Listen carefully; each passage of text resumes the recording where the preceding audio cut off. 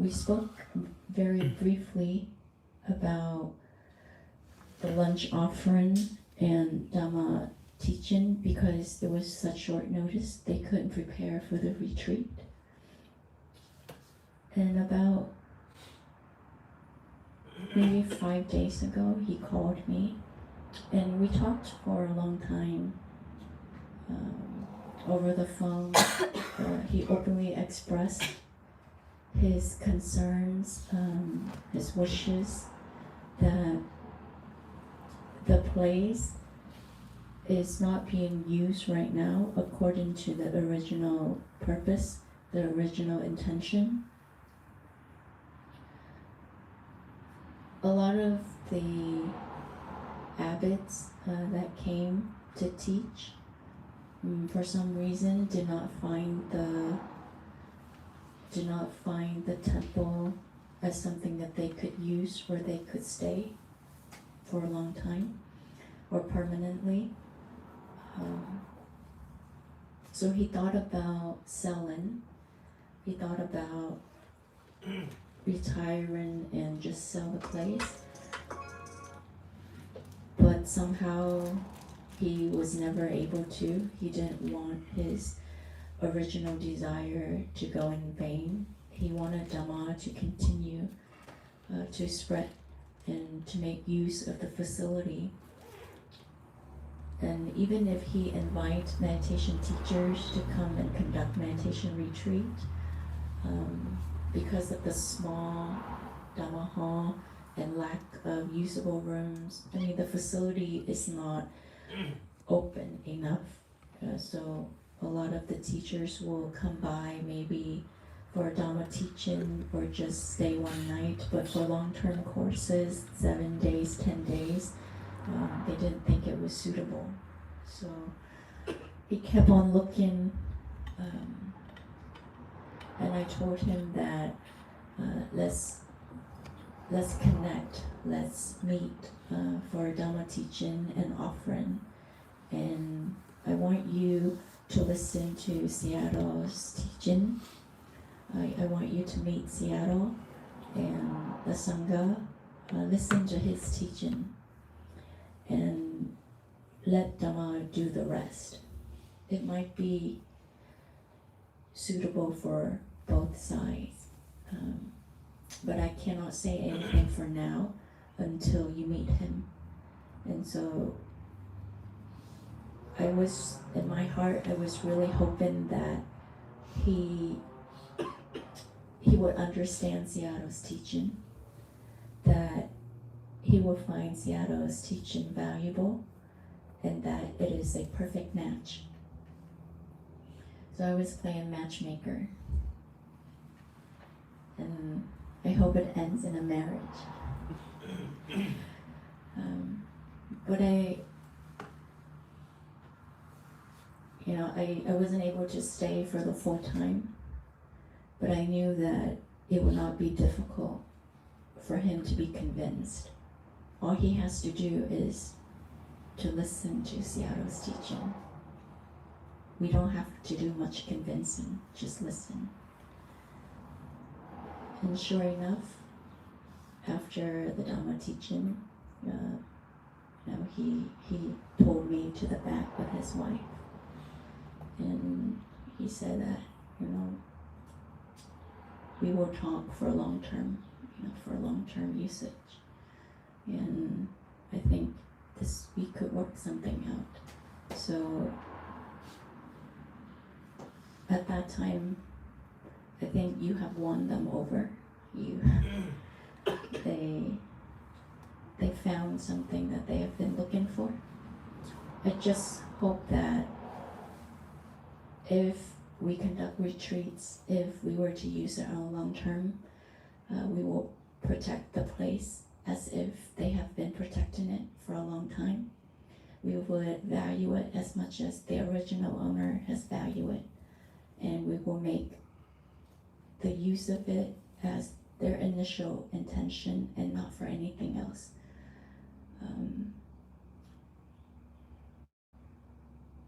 I can see Tabawa being there, but I also can see Tabawa not being there. for long term.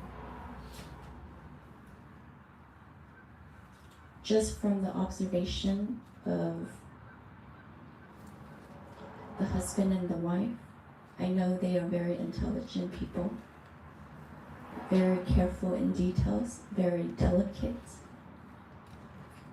and they like things to be in order, have a system.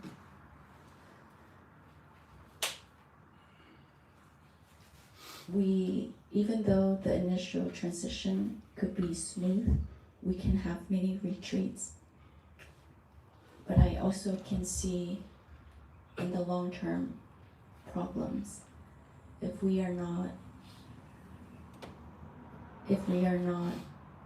careful, or if we are not doing it right.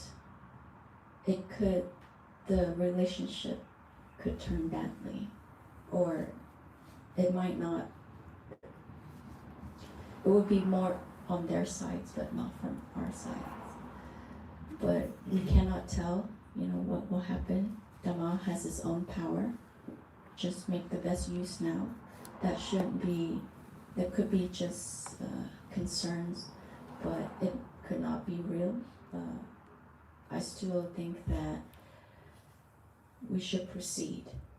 If it was offered as to be used as a meditation center, let's conduct as many retreats there as possible. And the merits of it will solve any problems that we encountered. I think that was it. I just very quickly summarize for the Vietnamese. Con biết cô chú là thông qua một người Virginia để giới thiệu con đến, và khi mà con có đến hỏi về trường ngàn Phật thì chú có đồng ý là chú có ý là sẽ thỉnh anh Đoàn đến để mà dự một buổi trai và cho một bài pháp. Nhưng mà một tuần trước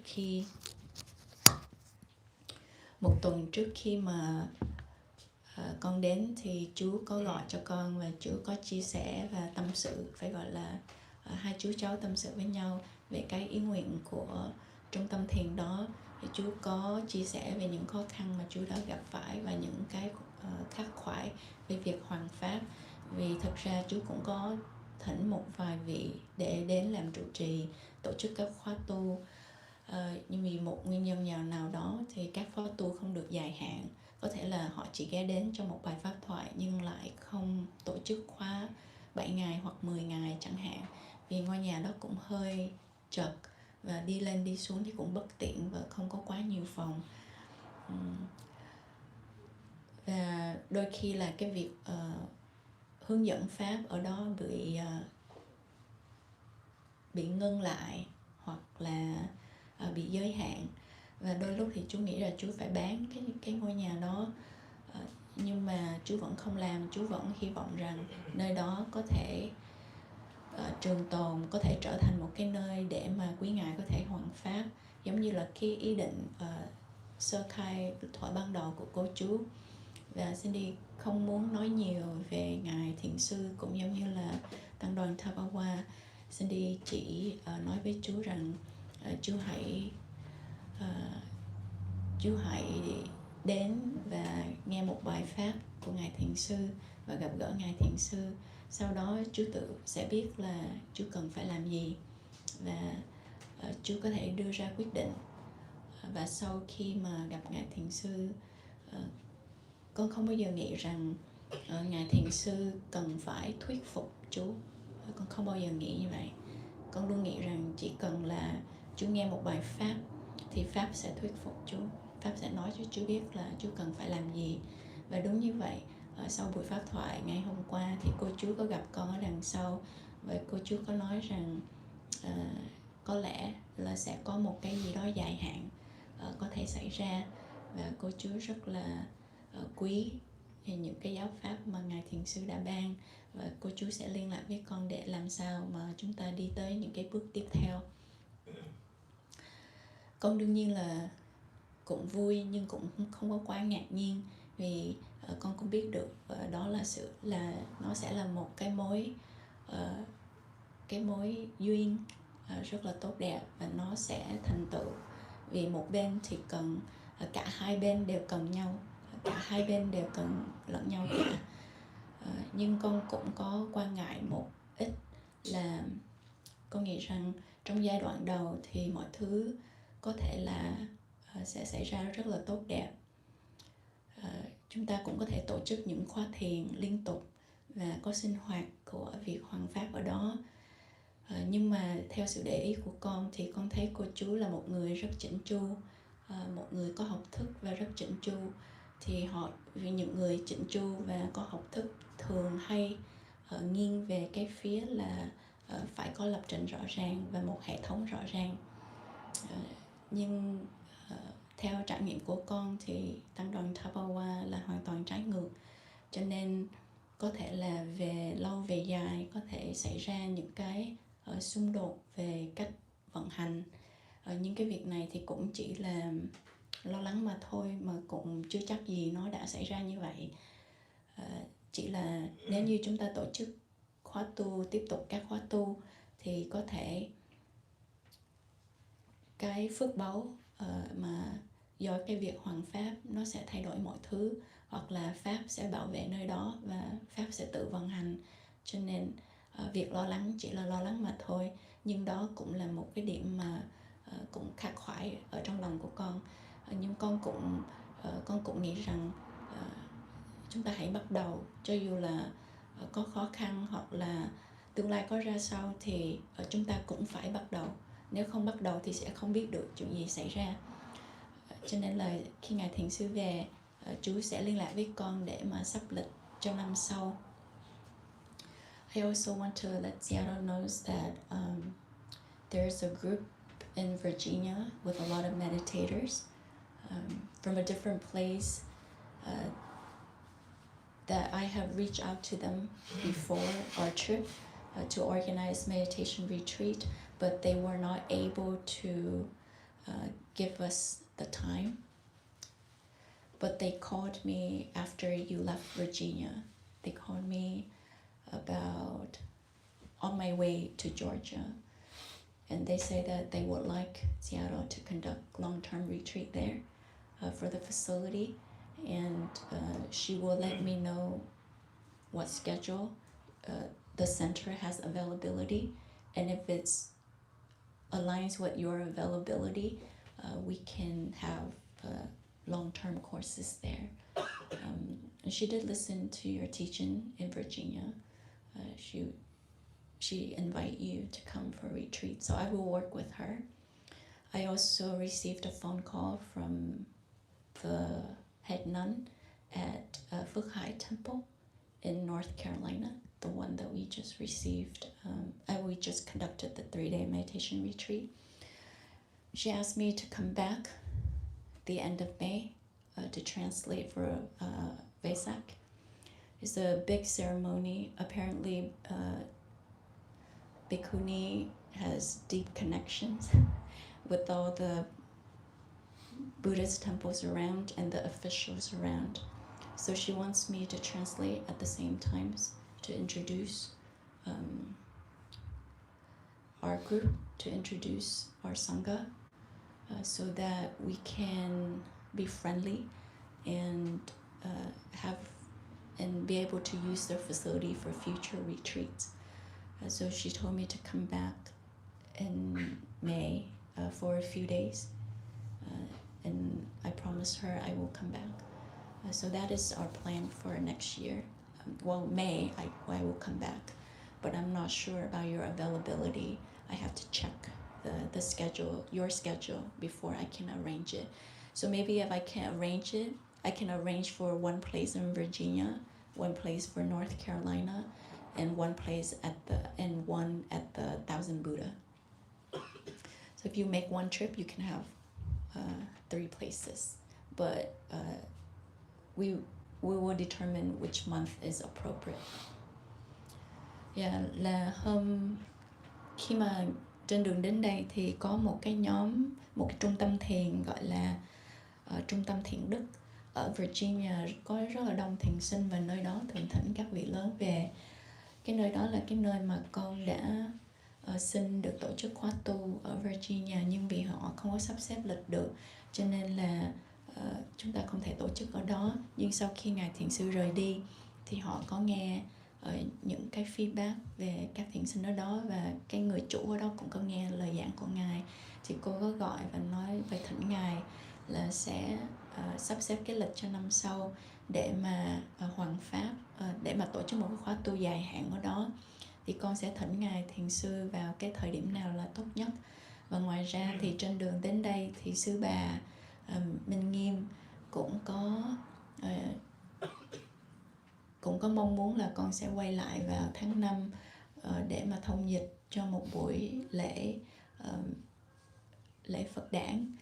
Thực ra thì Sư Bà có mối quan hệ rất là rộng với lại các chùa ở chung quanh tiểu bang, cũng giống như là các chính trị gia chung quanh. Thì Sư Bà mong muốn là ngoài việc là con sẽ giúp Sư Bà thông dịch, cũng sẽ kết nối với các ngôi chùa khác và các vị quan chức khác, để sau này Ngài có lập thiền viện thì cũng sẽ có được sự giúp đỡ, hoặc là chúng ta cần có một nơi để tổ chức các khóa thiền thì chúng ta cũng có thể liên hệ với lại các vị trụ trì ở các ngôi chùa. Thì buổi Phật đản đó sẽ có rất là nhiều tăng ni từ khắp tiểu bang, từ nhiều tiểu bang khác nhau về. Thì con nghĩ, Sư Bà nghĩ đó là sẽ rất là lợi ích cho Ngài Thiền Sư. Vì vậy con đồng ý là sẽ quay lại ngày 31 tháng 5 để mà dịch cho cái buổi lễ Phật đản đó. Thì đó là cái lịch của Ngài cho năm sau. Nếu như năm sau sắp xếp thì Ngài ít nhất thì cũng sẽ có 3 khóa ở Virginia, North Carolina và nơi chùa Ngàn Phật. Con không biết là thời điểm nào, nhưng mà có lẽ là bờ đông rất là phù hợp với Ngài.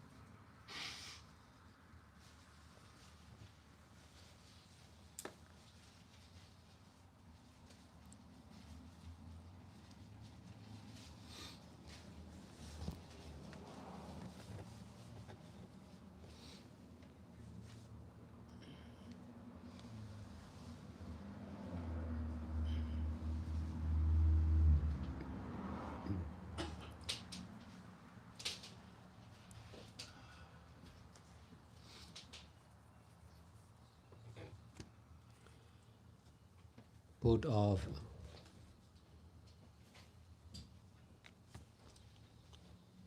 our life and our belongings are to use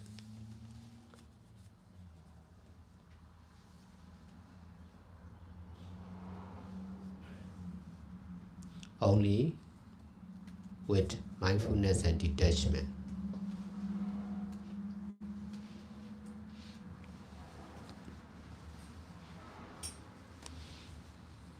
But we are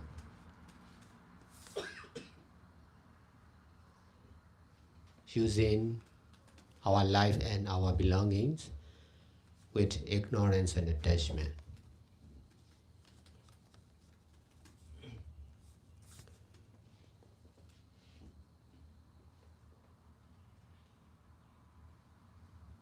Ignorance is not understanding or wrong understanding.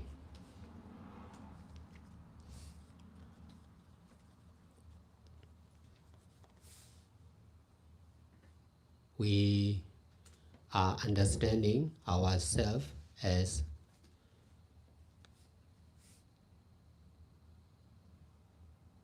living beings or human beings or a man or a woman. That's why we are attaching the life of living beings and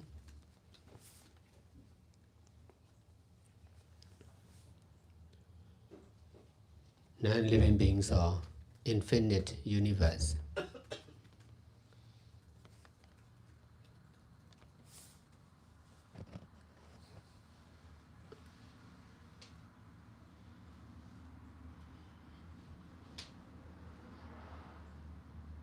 Because of not knowing the truth of cause and effect of selfless impermanent nature,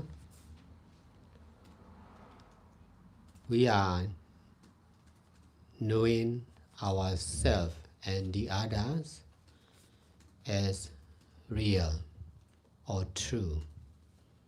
Our belongings and the belongings of the other as real or true.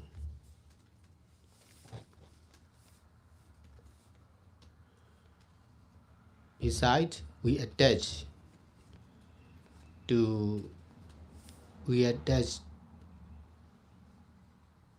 on wrong understanding. We attach on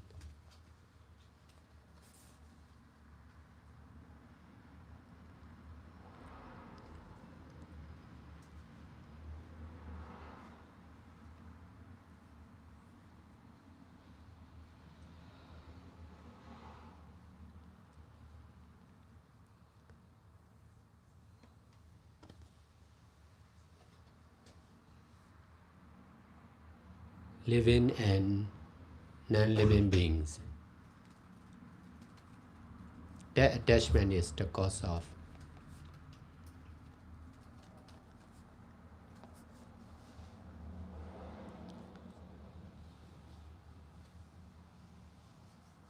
sufferings, problems, difficulties.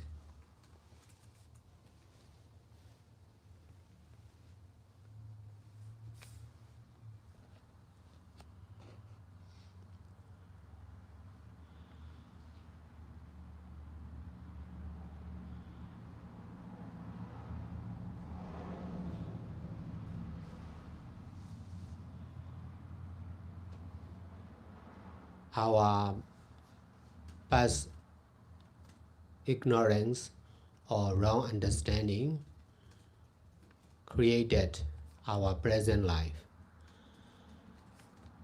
Our present attachment on ourselves and our belongings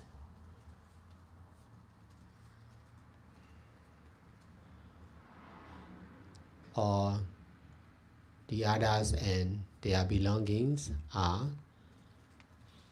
the cause of new life when we die.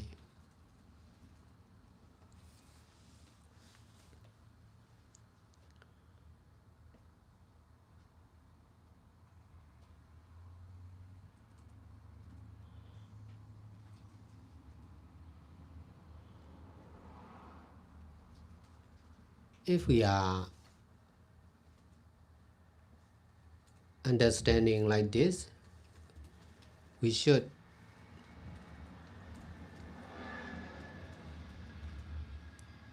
emphasize to detach from our personal and collective attachment in order to detach from present attachment, we need to do good deeds. Like this. We need to do all kinds of good deeds by keeping precepts and practicing mindfulness and detachment, not only for ourselves but also for everyone and for the truth of doing only with the knowing of selfless impermanent nature.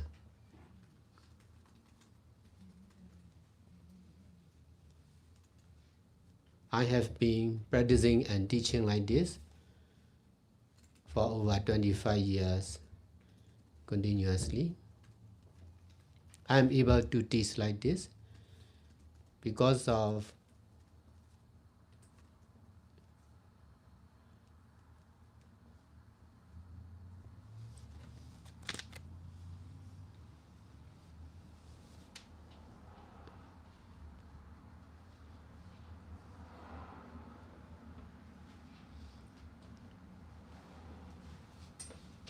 using both power of self and selflessness in the right way of using only with the knowing of selfless impermanent nature.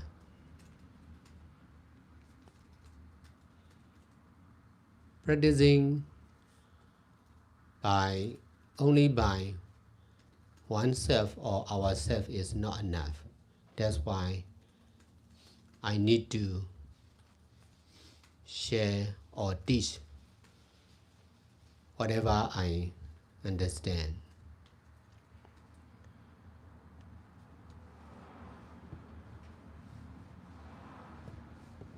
But practicing meditation by keeping precepts is also to do or practice only.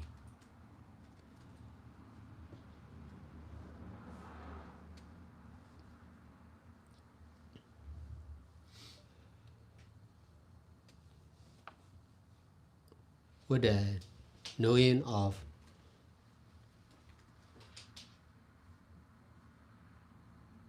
the same truth of selfless impermanent nature.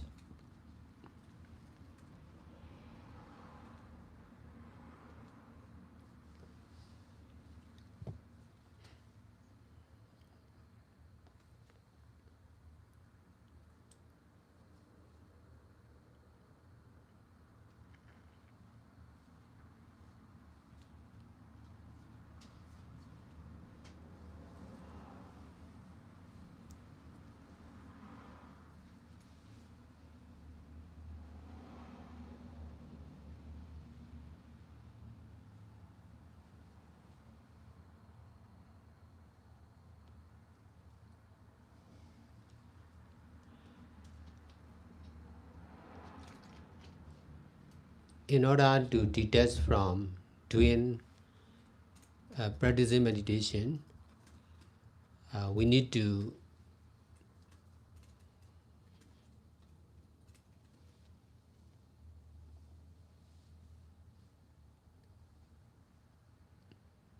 detach from our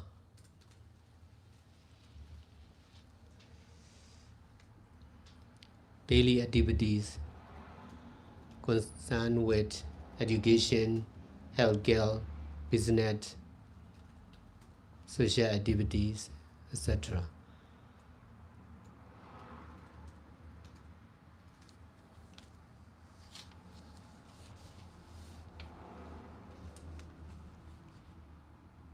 Detachment is mostly concerned with the mind, but if we are difficult to detach directly from the mind, we need to detach physically also.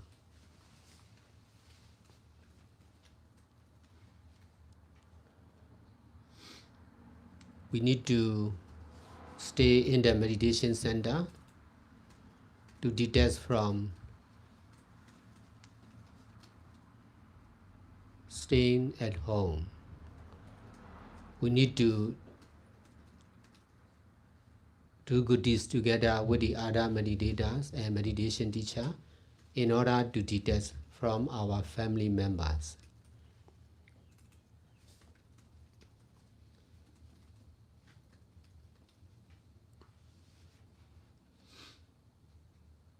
To detach from what we used to do, we need to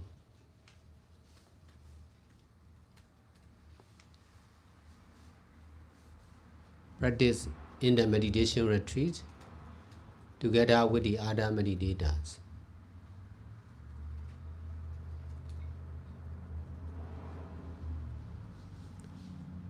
To detach from our life of a lay person, we need to accept ourselves as a meditator in the meditation retreat. Besides, we need to accept ourselves as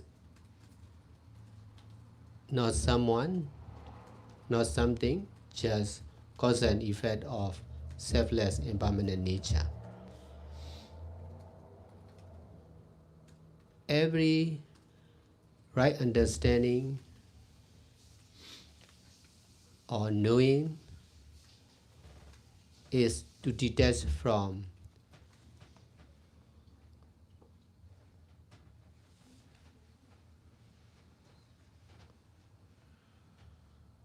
our former knowing.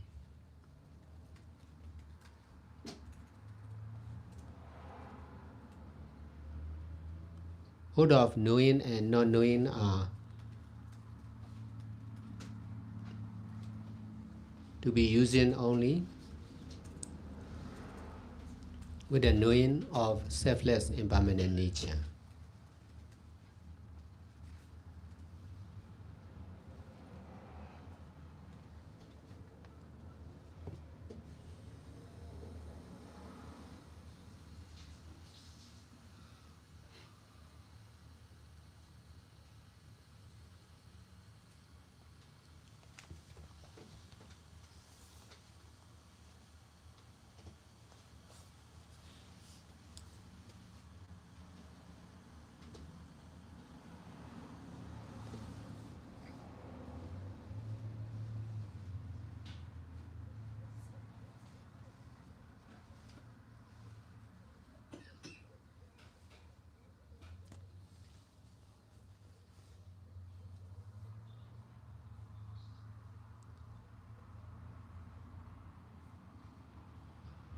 In order to detach from Buddha, Dharma and Sangha, we first need to attach on Buddha, Dharma and Sangha. In order to attach on Buddha, Dharma and Sangha, or in order to detach Buddha or Dharma or Sangha, we need to detach from ourselves, our family members, our job, and our friends and relatives also.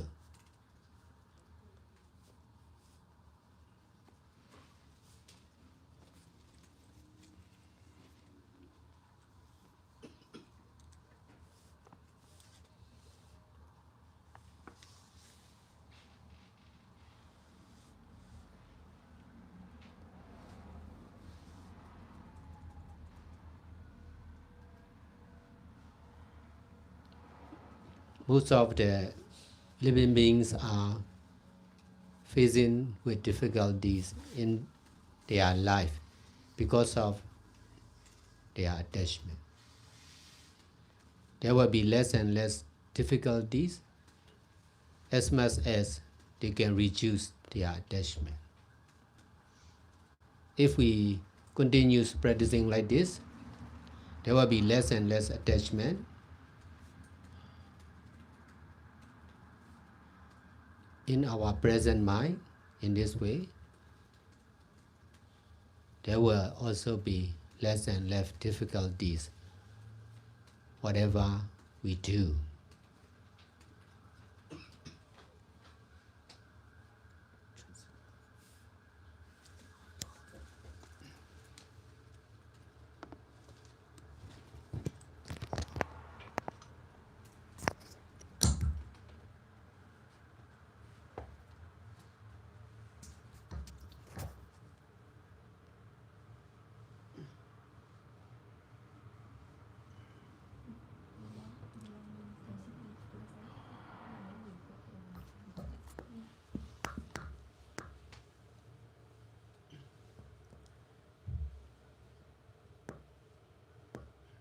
Cả cuộc sống của chúng ta và những gì thuộc về chúng ta thì cũng chỉ để sử dụng mà thôi, với sự chánh niệm và xả ly. Nhưng mà bởi vì chúng ta sử dụng cuộc sống và những gì thuộc về mình với sự vô minh mà dính mắc.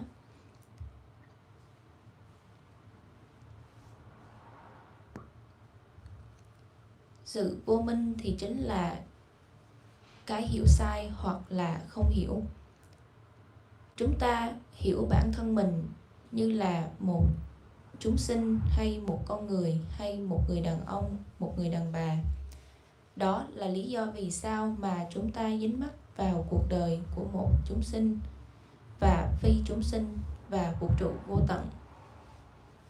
Bởi vì không hiểu sự thật về nhân và quả của bản chất vô thường, vô ngã, chúng ta hiểu bản thân mình và những người khác thì là thật hoặc là đúng đắn. Những gì thuộc về chúng ta và những người khác thì cũng là thật và đúng đắn. Bên cạnh đó thì chúng ta cũng dính mắc vào cái hiểu sai. Chúng ta dính mắc vào các chúng sinh và phi chúng sinh. Sự dính mắc này thì chính là nhân của khổ đau, tất cả những vấn đề và khó khăn. Sự vô minh hay cái hiểu sai trong quá khứ của chúng ta đã tạo nên cuộc đời hiện tại. Sự dính mắc vào bản thân chúng ta và những gì thuộc về chúng ta ở thời điểm hiện tại, cũng như dính mắc về những người khác và những gì thuộc về họ, thì là nhân cho cuộc đời mới sau khi mà chúng ta mất. Nếu như chúng ta có thể hiểu được như thế này, chúng ta nên nhấn mạnh vào việc xả ly khỏi những sự dính mắc cá nhân và tập thể. Để có thể xả ly được khỏi những dính mắc ở hiện tại, chúng ta cần phải làm những thiện pháp như thế này. Chúng ta cần phải làm tất cả các loại thiện pháp bằng cách giữ giới và thực hành thiền, không những cho bản thân chúng ta mà còn cho tất cả mọi người, và cho sự thật làm cũng chỉ để làm mà thôi, với sự hay biết về bản chất vô thường, vô ngã. Thầy đã thực hành thiền và dạy như thế này trong hơn 25 năm liên tục. Thầy có thể dạy được như thế này là bởi vì khả năng sử dụng cả sức mạnh của ngã và vô ngã theo cách đúng đắn, với cái hiểu về việc sử dụng cũng chỉ là sử dụng mà thôi, với cái thấy cái biết về tự nhiên vô thường vô ngã.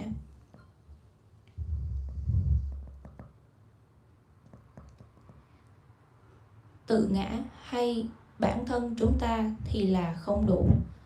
Đó chính là lý do vì sao thầy cần phải chia sẻ hoặc dạy tất cả những gì mà thầy có thể hiểu được. Nhưng mà việc hành thiền bằng cách giữ giới thì cũng chỉ để làm hoặc hành thiền mà thôi, với cái thấy cái biết về tự nhiên vô thường vô ngã. Để có thể xả ly khỏi việc hành thiền, chúng ta cần phải xả ly khỏi các hoạt động hàng ngày của mình liên quan đến sức khỏe, các hoạt động xã hội, kinh doanh, vân vân. Xả ly thì chủ yếu là liên quan đến tâm trí. Nhưng nếu như chúng ta gặp khó khăn trong việc xả ly một cách trực tiếp khỏi tâm trí của mình, thì chúng ta sẽ cần phải xả ly một cách vật lý. Chúng ta sẽ cần phải ở lại trong các trung tâm thiền để có thể xả ly khỏi việc ở nhà. Chúng ta sẽ cần phải làm các thiện pháp cùng nhau, cùng với các thiền sinh khác cũng như các vị thầy dạy thiền, để có thể xả ly khỏi các thành viên trong gia đình của mình và những gì mà chúng ta quen làm. Chúng ta cần phải thực hành trong các khóa thiền như thế này cùng nhau cùng với các thiền sinh khác, để có thể xả ly khỏi cuộc đời của mình với tư cách là một người bình thường, thì chúng ta cần phải chấp nhận bản thân mình với tư cách là một thiền sinh trong một khóa thiền. Bên cạnh đó, chúng ta cần phải chấp nhận bản thân mình không phải là ai đó, không phải là một cái gì đó, chỉ là nhân và quả của bản chất vô thường, vô ngã mà thôi. Tất cả những sự hiểu biết đúng đắn thì cũng chỉ để xả ly khỏi tất cả những gì mà chúng ta biết trước đây. Cả việc biết và không biết thì cũng chỉ để sử dụng và thôi, với cái thấy cái biết về tự nhiên vô thường vô ngã.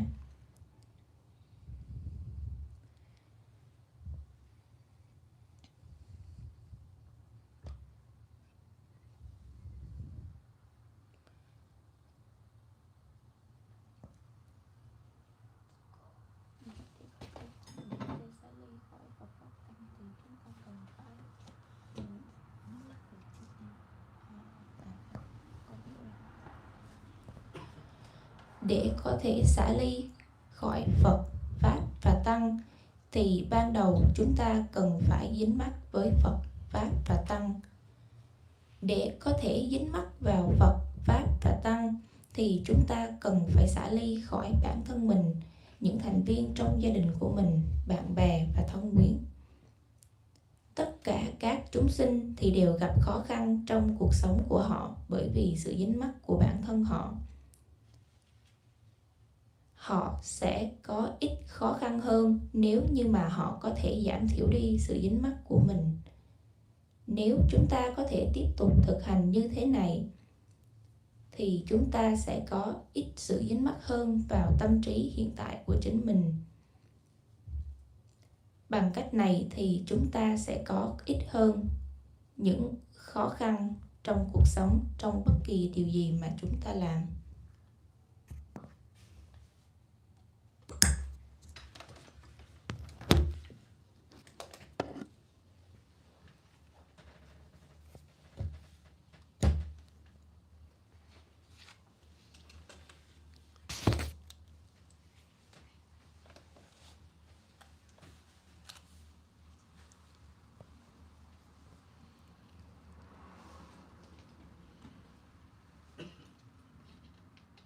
Before I started practicing meditation, I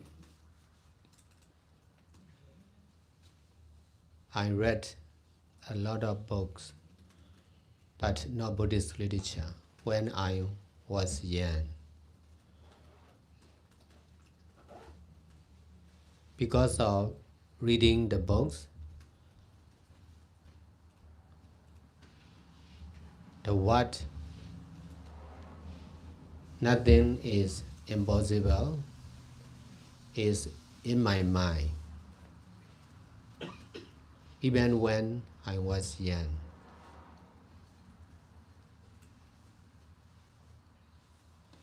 But that was only theory.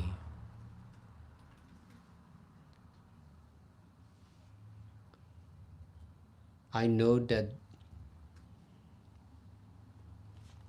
motto, but I'm not remembering all the time.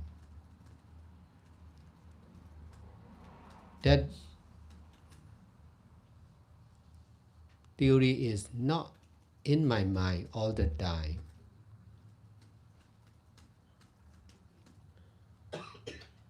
Because of believing in that theory, I worked very hard in my education, and then I became one of the graduated person. Besides, I work very hard in my own business. In this way, I became one of a small business owner.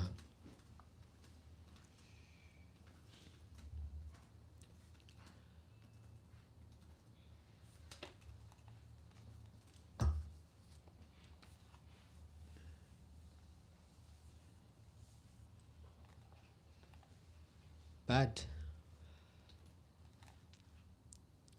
although I became one of the educated business owner, That theory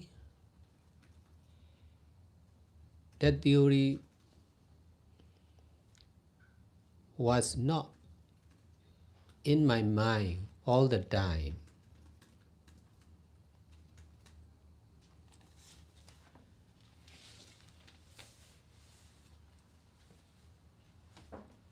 Although I got some of the success in my life concerned with education and business,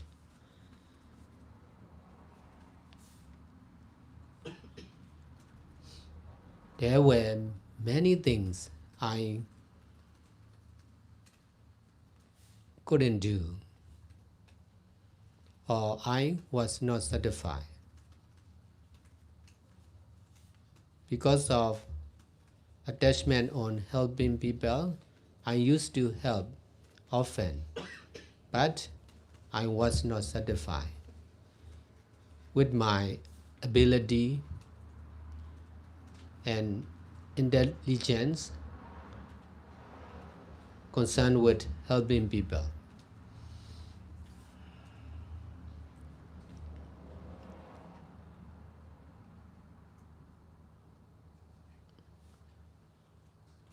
Besides, there were also many things I don't understand. I didn't understand about Buddha, the truth of Buddha, Dharma, and Sangha also. Only by practicing meditation together with doing all kinds of good deeds, by keeping precepts, not only for me but also for all, and for the truth of doing only,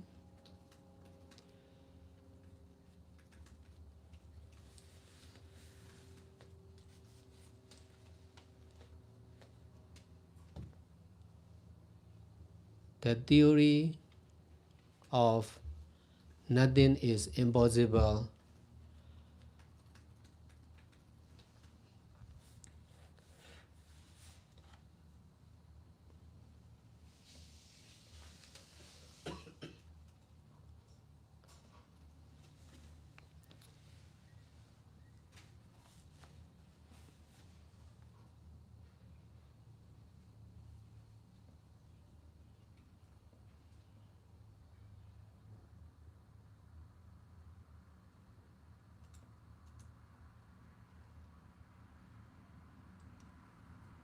became my own knowing. The benefit of practicing meditation by following the middle way is knowing the truth of nothing is impossible all the time.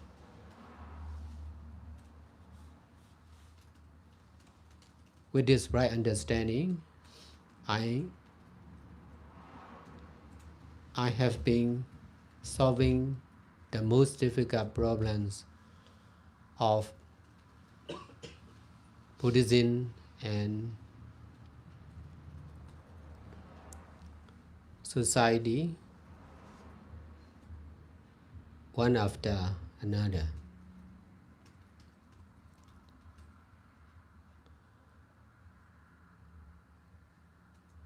If I didn't practice meditation by following the middle way, that theory will not be practical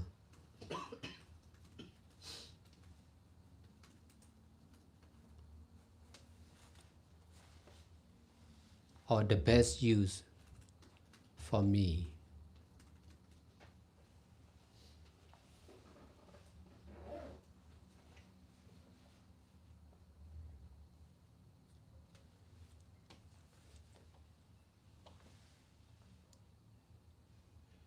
Because of not believing in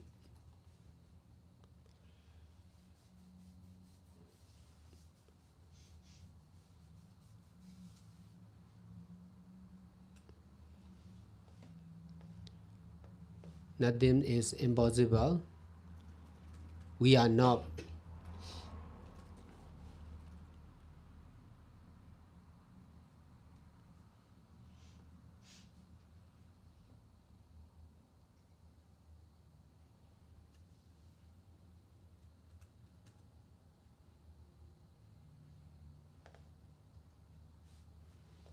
much trying to stop the bad action of ourselves and the others.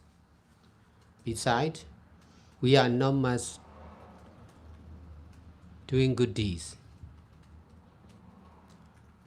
for ourselves and the others.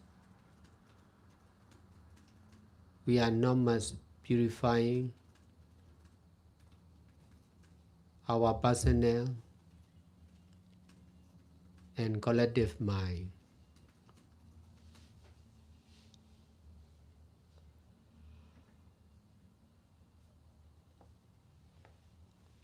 Only by believing the truth of nothing is impossible or everything is possible,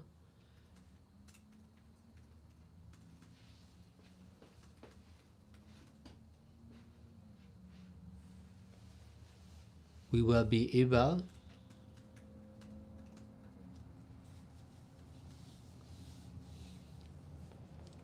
more and more in not doing bad deeds, in doing good deeds, and in purifying both of personal and collective mind.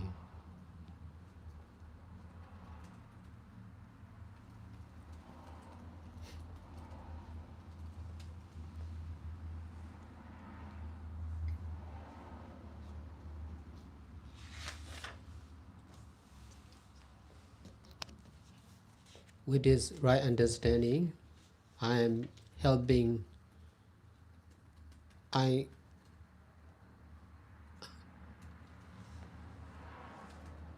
could successfully change my life and my mind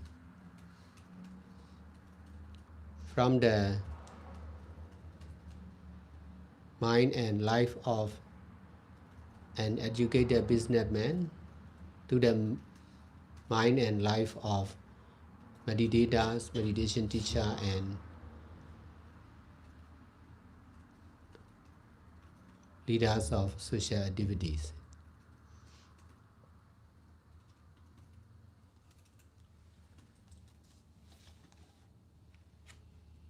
And also founder of many meditation centers.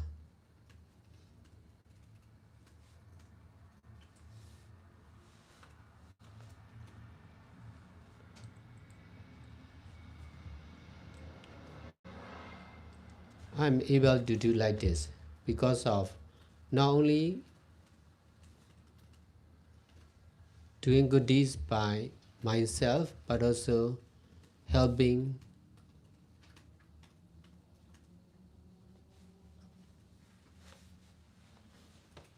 or sharing or teachings to the others.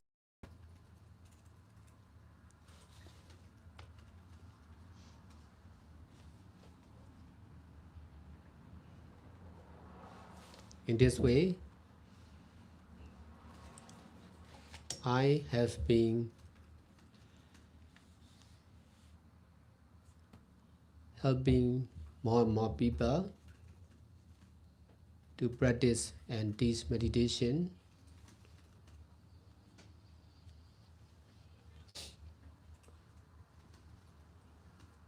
together with changing their belongings to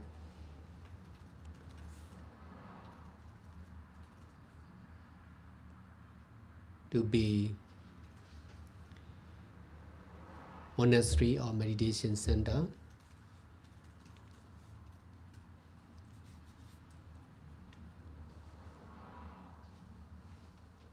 for the public use.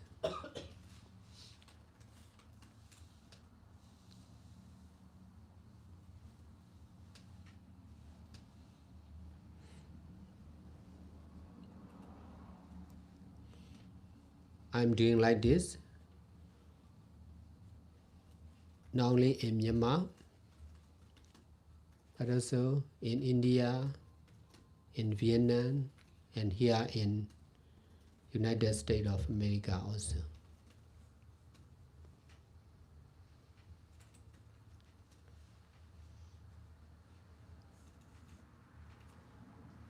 In this way, for the people who want to change their life, their mind, and their belongings,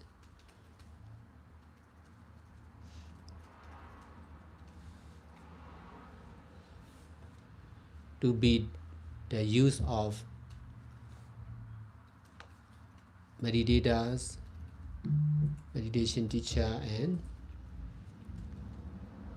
the most needy people of the society.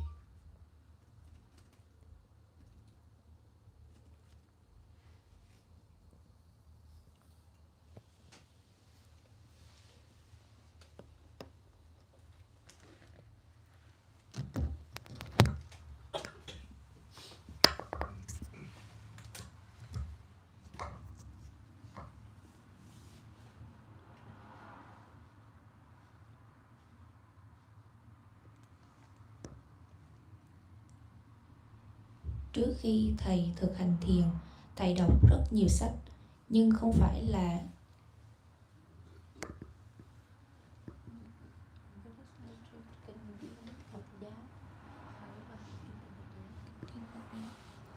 thầy đọc rất nhiều sách nhưng không phải là kinh điển Phật giáo khi thầy còn trẻ. Bởi vì đọc rất nhiều sách, cho nên đối với thầy thì không gì là không thể cả. Nhưng mà điều đó thì cũng chỉ là lý thuyết mà thôi. Và thầy thì không phải lúc nào cũng ghi nhớ điều này trong tâm trí. Lý thuyết đó thì không phải lúc nào cũng ở trong tâm trí của thầy. Bởi vì tin vào lý thuyết này, thầy làm việc rất chăm chỉ và sau đó thầy trở thành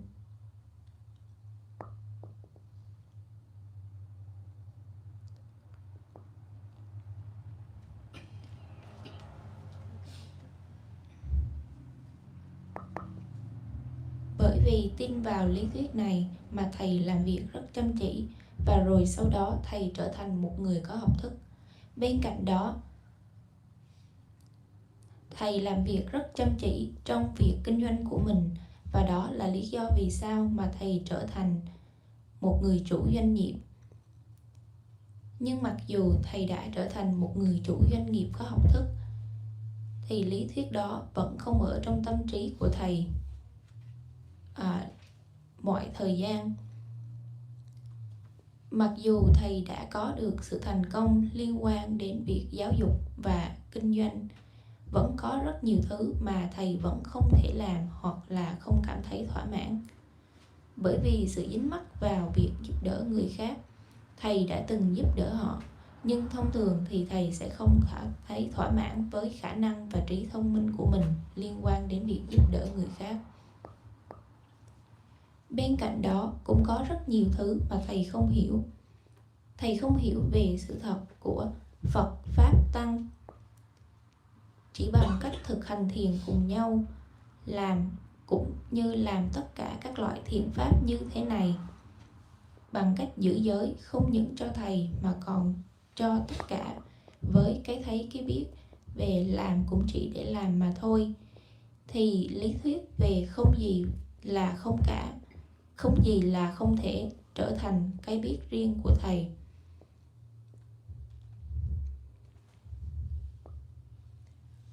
Lợi ích của việc thực hành thiền bằng cách đi theo con đường trung đạo thì chính là hay biết về sự thật rằng không gì là không thể mọi lúc mọi nơi.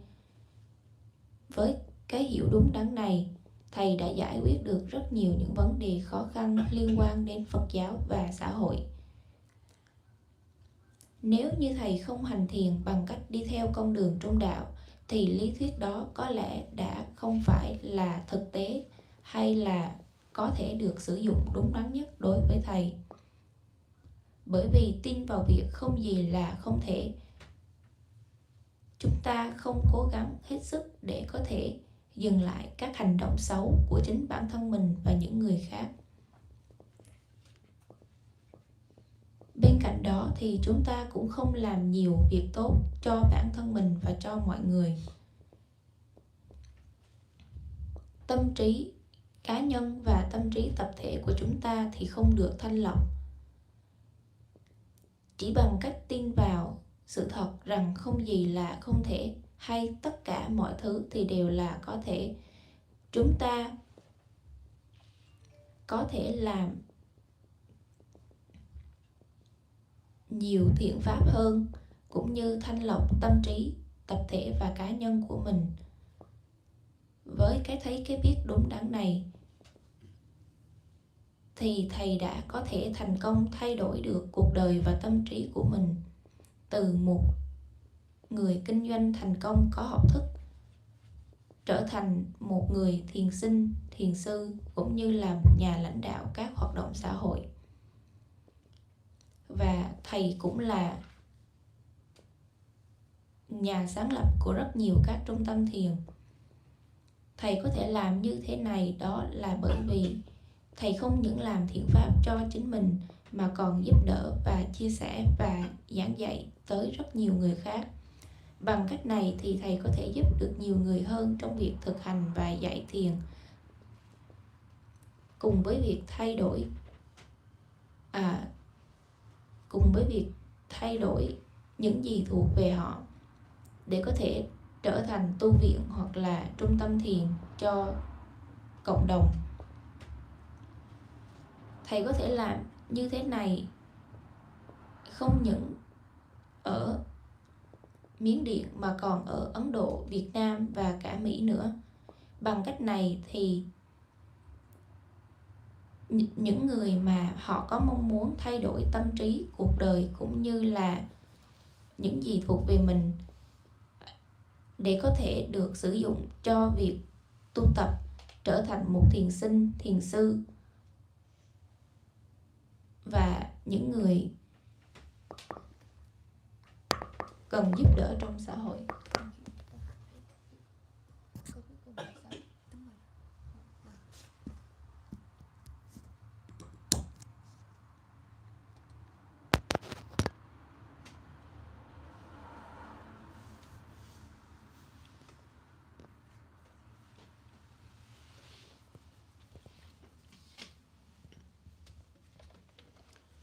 In the beginning of teaching and helping the others to change their life, their mind, and their belongings to be public use, including Buddha, Dharma, and Sangha, I myself was not skillful in teaching, although I was able to change by myself.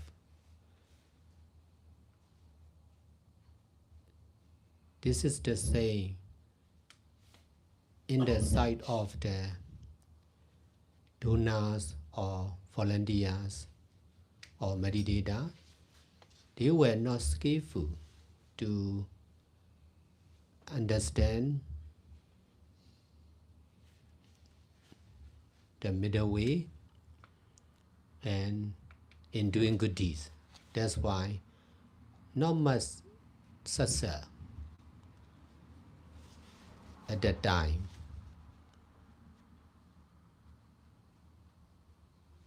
More and more people try one after another, but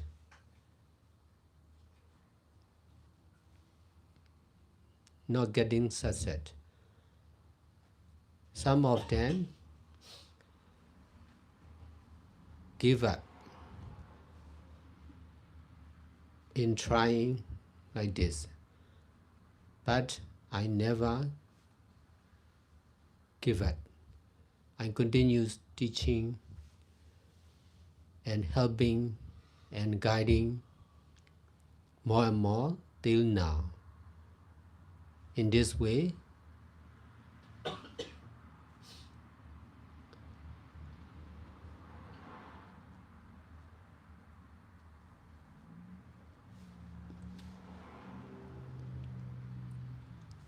more and more people are easy to change their mind and life and belongings.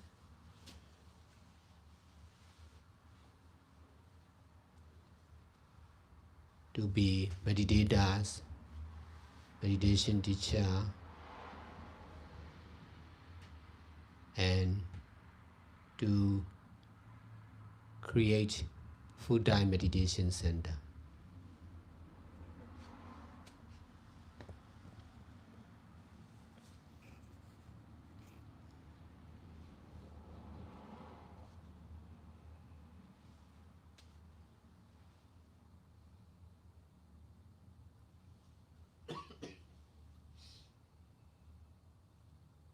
Practice make perfect. The more we practice, there will be more and more complete, for sure.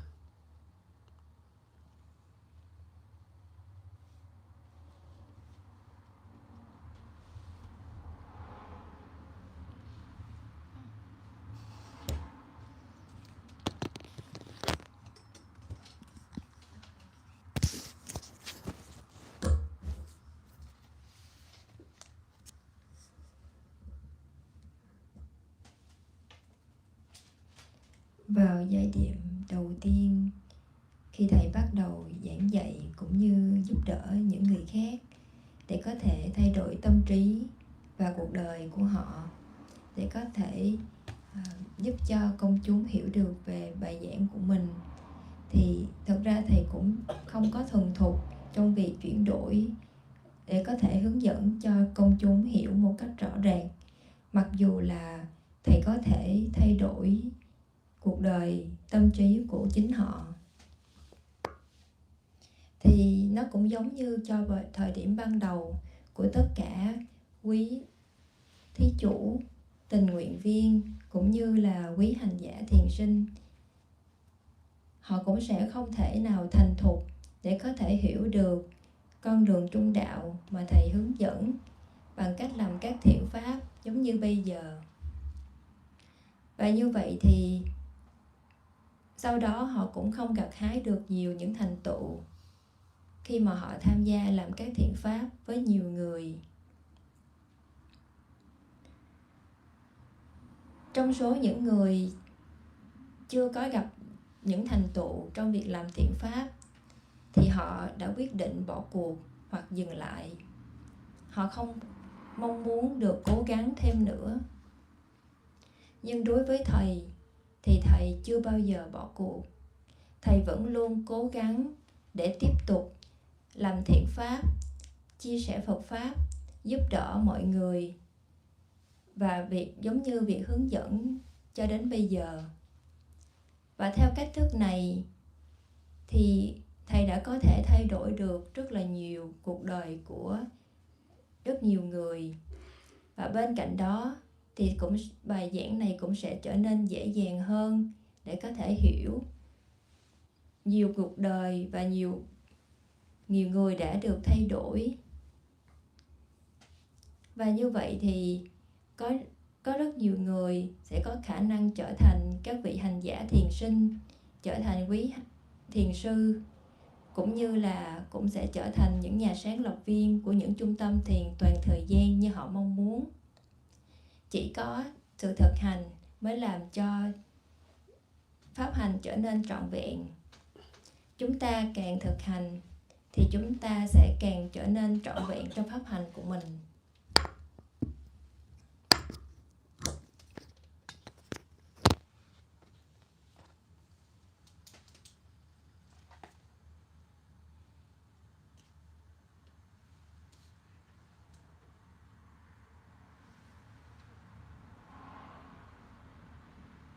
Using our life for Buddha or Dharma or Sangha or society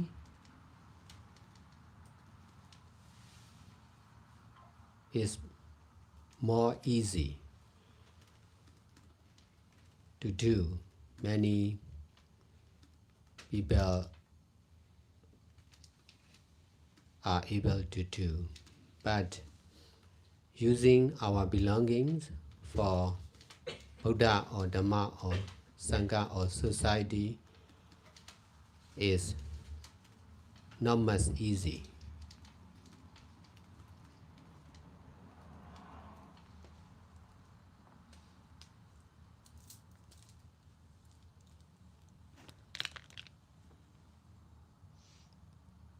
There are many people who have their belongings, but they can use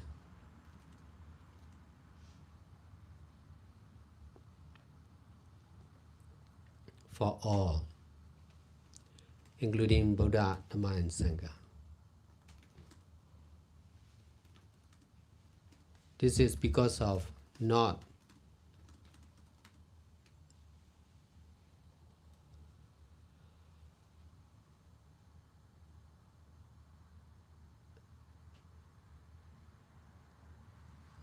understanding and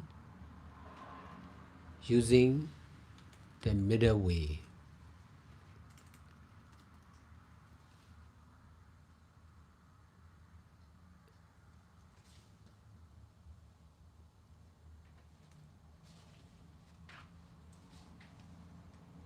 Deeply and clearly.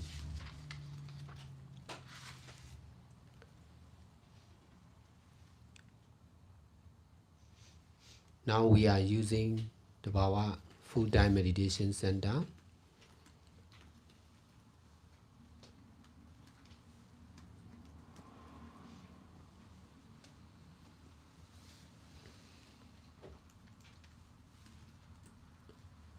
to understand and use the middle way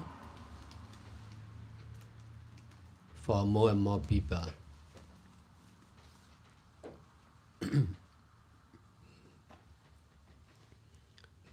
Now we are trying to spread middle way for all. Not easy to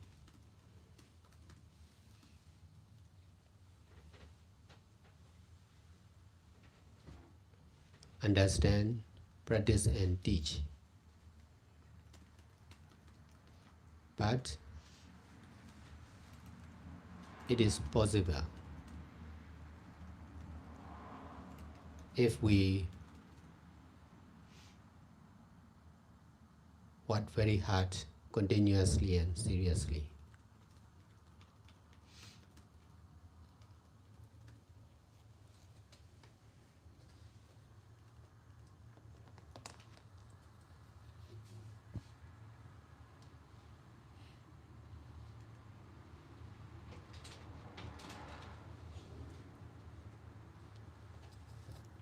Because of using my belongings for all, I'm able to help more and more people to use their belongings for all, including Buddha, Dharma, and Sangha.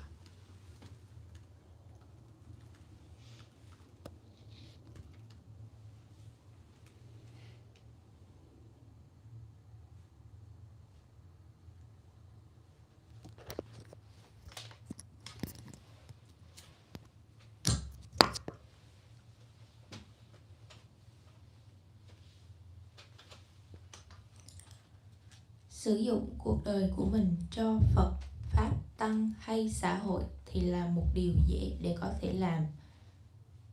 Có rất nhiều người thì có thể làm điều này, nhưng sử dụng tài sản của chúng ta cho Phật, Pháp, Tăng hay xã hội thì không dễ để có thể làm. Có rất nhiều người, những người có tài sản, nhưng họ không thể sử dụng chúng cho những gì liên quan đến Phật, Pháp và Tăng. Điều này thì là bởi vì họ không hiểu và không thể sử dụng con đường trung đạo một cách sâu sắc và rõ ràng. Giờ đây, chúng ta đang sử dụng trung tâm Tapawa như là một trong trung tâm hành tiền toàn thời gian để có thể hiểu được và sử dụng con đường trung đạo cho nhiều người hơn nữa. Chúng ta đang cố gắng để có thể mở rộng con đường trong đạo cho tất cả mọi người. Điều này thì là không dễ để có thể hiểu, thực hành và giảng dạy, nhưng điều này là có thể nếu như chúng ta có thể làm việc chăm chỉ một cách liên tục và nghiêm túc. Bởi vì Thầy có thể sử dụng tài sản của mình cho tất cả mọi người. Thầy có thể giúp nhiều và nhiều người hơn trong việc sử dụng tài sản của họ cho tất cả, bao gồm cả Phật, Pháp và Tăng.